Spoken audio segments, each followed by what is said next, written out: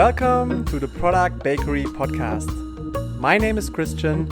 I'm Alex, and together we present you the ingredients to build the right products.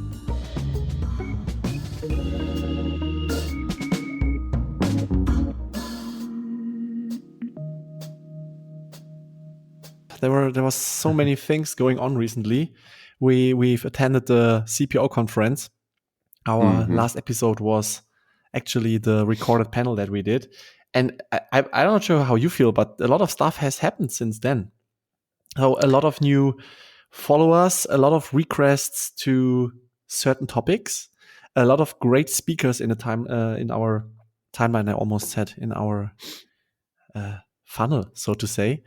And I was just thinking about catching up on a request. So one of our dear followers asked us to talk about OKRs, which we haven't by now after, I don't know, almost 110 episodes. So and what a better time to talk about OKRs than in April, where probably most of the companies just finished their Q1 goals and quarter and are now heading into the second quarter of the year. I mean, it's a little bit late already, but at the same time, I do Today's remember... the 16th. Yes, as we record, it's the 16th. But I do remember how many companies I've seen where they've been like planning OKRs literally for the first 1.5 months of the quarter. Exactly. With only another 1.5 months left until the quarter was over, right? So I think it's good to directly start with that, right? Because that's also something that I experience a lot when I work with companies, that nobody starts preparing, and nobody is not correct, but I see in many companies that they are not using, for example, the beginning of March to start thinking about the OKRs for next month, because for next quarter, because they are so busy with finalizing them, achieving them, and which leads to the fact that they have to do all the planning by end of April or beginning of May, which just leaves you 6 more weeks to be able to work on the next big quarterly goals. Yeah, which, I mean, you could look at it from like two sides, right? Like if every quarter it takes you the first 6 weeks to then have them ready, I mean, it would mean that it just like automatically moves the cycle 6 weeks back. But I think the bigger problem is not like when they start their OKRs, but more that actually like this time when companies work on them is often stale because they still don't have the OKRs ready and aligned with the rest of the organization. So that means they work on topics that might not be a company priority and so on and so forth. And then you have like the 6 weeks that actually don't contribute to the overall OKRs, or where then you start like working on objectives and key results that tie back into what they did before. So they're faking it. Which sorry, go ahead. No, go ahead.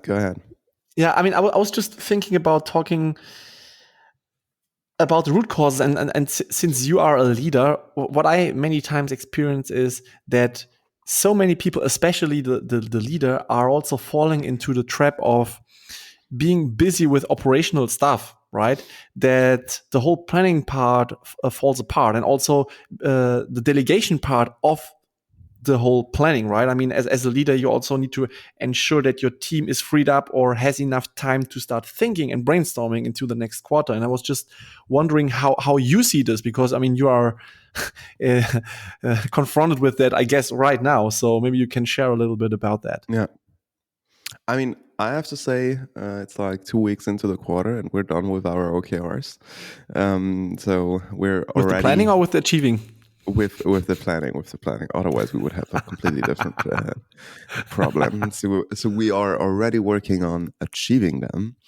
But I think like one of the most important things that I've seen over the last quarters is that it is extremely important that also like the company level objectives, like the top level ones, are set very early because they are also the ones that then inform and help the teams to understand how their goals can tie or need to tie into the overall company objectives, right? So the earlier you can set that foundation, the earlier also the teams can start like working on, okay, what do I need to do, or which goals do I need to set for myself in order to be able to accomplish or to reach the company objectives or to contribute to those company objectives. Yeah, and I think it's great that you were mentioning the whole thing around company OKRs. I do remember while we were working at SumUp that there was also like this kind of, in quotes, yearly OKR goals that we had, right? To, for example, double revenue. And I think I remember like every year, I think from the beginning, when the company was founded, they did manage to double the revenue every year. So like with a amazing growth. And I also remember like every time it was pitched at the beginning of the year, people were like, how can we do that? It's almost impossible to double again, right? Yeah. But there's this nice quote saying like, if you have 3 hours to clean up your apartment, you will need 3 hours, right? If you have 1 hour, you'll be able to do it in 1 hour. And if you have like 30 minutes, you will do it in 30 minutes. And if you have 3 minutes, you will do it in 3 minutes. And I think That's why with the whenever I travel, I make my luggage 10 minutes before I need to take the train. It's the most effective thing you could do.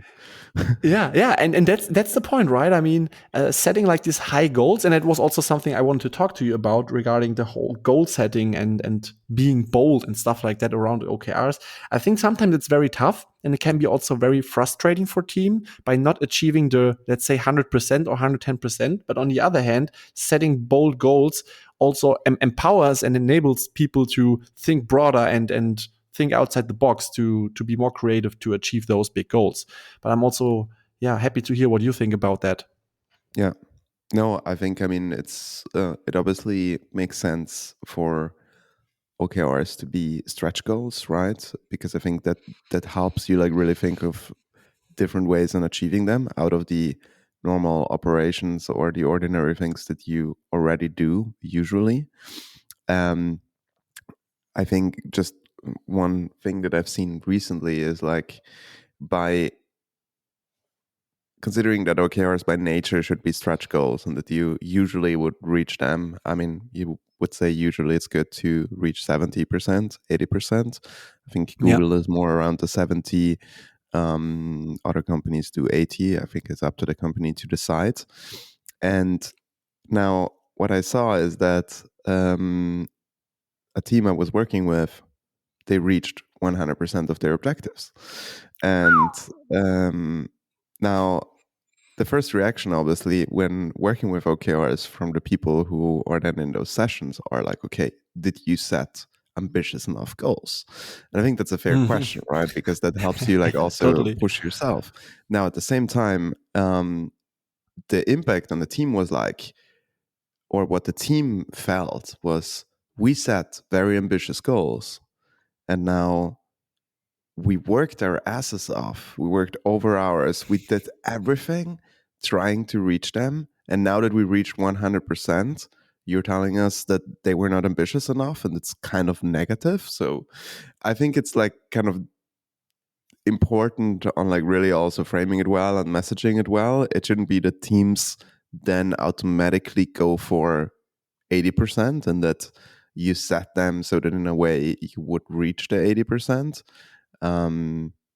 But yeah, I think it comes down to communication and to making sure, okay, as you also define the goals, how ambitious are they, and how easy are they to reach, and how do they compare to previous OKRs that you had? Yeah, and I'm 100% with you. OKRs are definitely about communication. And it brings me also to the kind of downsides, right? Because I think if the frame is not clearly set around the whole tool of using OKRs, it can lead to frustration within teams, right? Because they're working their asses off and they're trying to achieve the 110%, which is also a good ambition, by the way. Yeah, it's nothing bad around it. But I think once it happens that a team hits the 100% or 110%, it's very important also from a leadership side to be careful how to deal with that, because the question to ask, did you set ambitious goals, is first of all totally fine. But you also need to be aware on the impact that it will have with the team. So if the team argues that they worked their butt off, they did over hours, they're completely done and close to burnout, right? There's also a lot of appreciation needed, in my opinion, to share with the team, because otherwise you're going to lose them. And then the OKRs become like the tool to be hated instead of the tool to be loved. And there you reach the point where it will become counterproductive with planning, because teams will then even go down with the goals and do less because of frustration. Yeah. But I think, we can probably also break it down into a couple of things that are important if you want to integrate OKRs, which, please jump in whenever you feel like I missed something, or whenever you want to add something. But first of all, it will take some time until the company gets used to OKRs. I have never seen someone starting to use OKRs and the first cycle went well, right? Yeah, it's impossible. Also because with every framework, you still need to also find out what works well for your organization and what works well for you. Yeah. How are you going to track them? How are you going to communicate them? How are you going to align on them? And so on. A lot of important topics. But then it's very important, as we said earlier, to look at what is this vision, right? Like, where are we all collectively going? And I think that needs to be something clear from the very top on a company level. Like, where are we going? Then obviously you need to write them in a way so that they are not a to-do list, where just like go through and check off the different items that you did, or where some executive leader wants to kind of get all his to-dos into the organization. And with that, they should be measurable. It shouldn't be a Boolean, yes, no, did I build this? Because then you're down into the to-do list, right? So like, what are... The vague to-do list, actually. Yeah. So it's like, what are KPIs or the key results should like really have like a measurable aspect to it, right? Is it like growth? Is it retention? How do you measure it? So even the step before of like tracking and having the right KPIs and measurements in place are very important. And I think finally, another important thing, like even if we talk about stretch goals and not aiming to always be able to reach the 100%, but actually like try to reach more, that still comes with focus. And I think just because you're trying to have stretch goals, not everything can be a priority. Like, you cannot try to do 20 massive, large projects or goals in parallel and justify it with stretch goals, right? Yeah. So I think those are probably the few things that come to my mind when totally trying to implement it. I see like two important things, and as you mentioned, so first of all, it's important to take time to establish such a big process within your company. Oh, yeah. And it takes a year, right? The first sprint that you do when you do Scrum is also not perfect, and maybe the second, and maybe the third, and maybe the fourth even not. So it takes time. And I see, as you were breaking it down, I think like there are two important levels. So one is the quality of the OKRs. It's of the OKR itself, or the OKRs themselves. And the other one is the whole planning process. And it's actually a long time ago that I mentioned it during our podcast. But I think like 1.5 years ago, I was exactly writing 2 articles about both of these things. And I'm more than happy to link them into the podcast description. So if you would like to, see or want to get inspired how I'm approaching it, feel free to look by. Yeah, and other than that, if you have any questions, you can always reach out to us directly. And by the way, to all our Spotify listeners. There is like a new feature where you can ask direct questions to us. So we're going to, add this to this particular episode. And if there's something you would like to know or would like to interact with us, feel free to directly approach us via the Spotify app. Yeah, I'm super curious to hear some more detailed questions, right? Because I think that was a bit of general overview, but OKRs can be very specific. And so any pain points or questions, please shoot them over and we're happy to pick them up in one of the next episodes. Well, with that, I would say, Alex, let's call it a day. Have a nice day. Yeah. Take care. Bye, Enjoy everyone. the rain and see you soon. Bye-bye.